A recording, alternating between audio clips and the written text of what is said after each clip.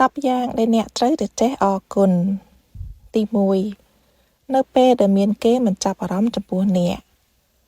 ព្រោះគេកំពុងតែបង្រៀនអ្នកឲ្យចេះរស់នៅបានដោយគ្មានគេ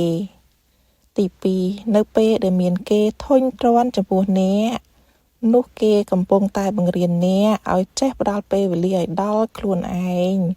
ឲ្យបានច្រើនជាងការដែលអ្នកទៅឲ្យពេលវេលាទៅគេនោះទី3នៅពេលដែលគេសម្លឹងមើលអ្នកតែក្នុងផ្លូវអវិជ្ជមានអគតិចំពោះអ្នកនោះគេកំពុងតែបង្រៀនអ្នក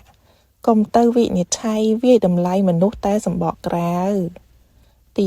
4នៅពេលដែលគេបំផ្លាញទំនុកចិត្តរបស់អ្នកនោះគេកំពុងតែបង្រៀនអ្នកកុំទៅរំពឹងទុកនិងទុកចិត្តនរណាឲ្យខ្លាំងហួសហេតុពេកអីទី5នៅពេលដែលគេលបលួចធ្វើបាបអ្នកពីក្រោយខ្នងនោះគេកំពុងតែបង្រៀនអ្នកដោយកុំឲ្យចេះតែទុកចិត្តមនុស្សមិនរើសមុខត្រូវតែចេះប្រើប្រាស់ពេលវេលាមើលមនុស្សឲ្យច្បាស់លាស់គ្រប់គ្រាន់សិនទី6នៅពេលដែលគេរមើលគុណចំពោះអ្នកនោះគេកំពុងតែបង្រៀនអ្នកកុំឲ្យចេះតែឲ្យឬជួយចំពោះមនុស្សដែលមិនស័ក្តិសមទទួលបាននៅការផ្ដល់ឲ្យរបស់អ្នកឡើយទី7នៅពេលដែលគេរិះគន់តិទៀនឈ្នានីសអ្នកនោះគេកំពុងតែបង្រៀនអ្នក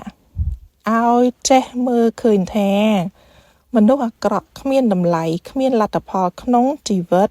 នឹងតែងតែគ្មានខួរក្បាលផ្នត់គំនិតអភិវឌ្ឍខ្លួនឯងគេឡើយយកតែពេលវេលាទៅរិះគន់គេអ្នកដទៃប៉ុណ្ណោះទី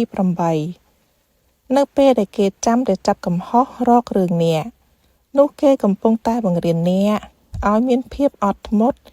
ជាមួយមនុស្សចិត្តគំនិតថោកទាបហើយឲ្យអ្នករៀនចេះនៅការអត់ឱនទោសឲ្យអភ័យដើម្បីឲ្យដាច់អស់កម្មពៀរវិរិយជាមួយមនុស្សនិស្ស័យថោកទាបទី9នៅពេលដែលគេឬនរណាម្នាក់បានផ្លាស់ប្ដូរប្រែប្រួលទៅនោះគេកំពុងតែបង្រៀនអ្នកឲ្យចេះយល់ដឹងអំពីគុណតម្លៃរបស់អ្នកខ្លួនឯងដោយមិនចាំបាច់